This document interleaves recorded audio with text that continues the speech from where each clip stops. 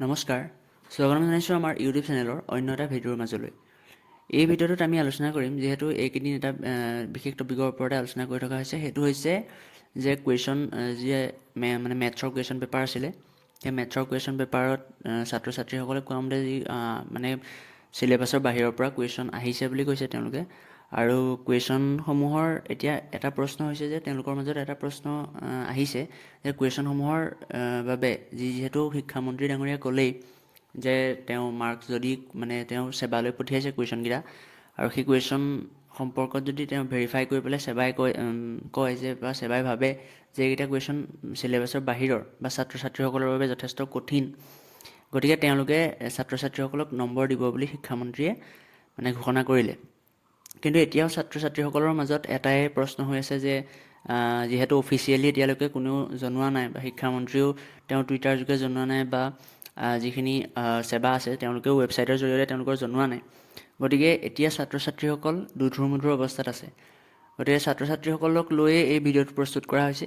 গতিকে যিসকলে মানে পোনপ্ৰথমে এই চেনেলটোত আহিছা, গতিকে চেনেলটো ছাবস্ক্ৰাইব কৰি ল'বা আৰু ভিডিঅ'টো এটা লাইক কৰি দিবা, কাৰণ এই যি চেনেল আছে ইয়াত আমি পৰৱৰ্তী যি আপডেট আহি থাকিব, নতুন নতুন আপডেটসমূহ, সেই আপডেটসমূহ তোমালোকক দি যাবলৈ চেষ্টা কৰিম।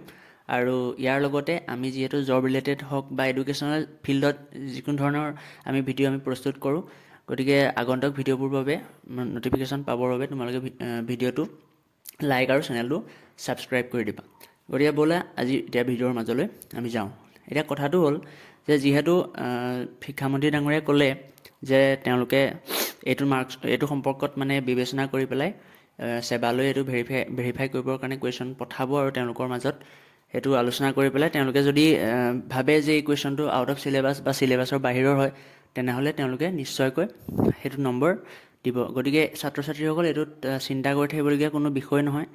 আৰু কাৰণ কি হৈছে, যিহেতু ক'লে বা ছাত্ৰ ছাত্ৰীসকলৰ বাবে কুৱেশ্যনৰ পেটাৰ্ণটো এবাৰ চেঞ্জ হৈছে, কাৰণ যিহেতু আগৰ ছাত্ৰ ছাত্ৰীসকলৰ মানে এইবাৰ কি প্ৰব্লেম হৈছে যে তেওঁলোকে আগৰ পেটাৰ্ণত মানে কুৱেশ্যনসমূহ চাইছিলে, কিন্তু এতিয়া সেৱাই কি ফ'ল' কৰিলে যে CBSE পেটাৰ্ণৰ সৈতে একেই কুৱেশ্যন।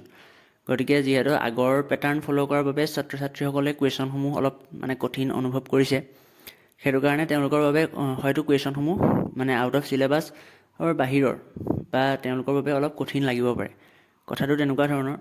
আৰু হয় দুটা কুৱেশ্যন হয়তো মানে চিলেবাছৰ লগত মানে সংলগ্ন নহয় বা চিলেবাছত তেনেকুৱা ধৰণৰ কুৱেশ্যন নাই। আৰু এনেকুৱা হয় যে অকল হাইস্কুল শিক্ষান্ত পৰীক্ষা বুলিয়ে নহয়, মানে হায়াৰ ছেকেণ্ডেৰীটো কি হয় এনেকুৱা ধৰণৰ কুৱেশ্যন আহিব পাৰে। গতিকে তোমালোকে এইটো ভয় খোৱাৰ কোনো প্ৰয়োজন নাই যে মাৰ্কছ দিব বা নিদিব, এইটোৰ লগত কোনো কথা নাই, তোমালোকে চিন্তা কৰি থাকিবলগীয়া কোনো কথা নাই। তোমালোকে কি কৰিবা, নিশ্চিন্ত থাকা, আৰু তোমালোকৰ মাৰ্কছটো তোমালোকে পোৱাটো পাবাই।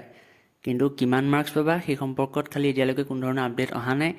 যদি আপডেট আহে আমি নিশ্চয় এই চেনেলটোত পোনপ্ৰথমবাৰে জনাম। গতিকে সেইকাৰণে কৈছোঁ, চেনেলটোত যিসকল আহিছে ছাবস্ক্ৰাইব কৰিবা, লাইক কৰিবা, আৰু যিমান পাৰা ভিডিঅ'টো শ্বেয়াৰ কৰি দিবা। গতিকে পৰৱৰ্তী এটা ভিডিঅ'ৰ সৈতে লগ পাম। চ' আজিলৈ ইয়াতে সমাপ্ত কৰিছোঁ। ধন্যবাদ।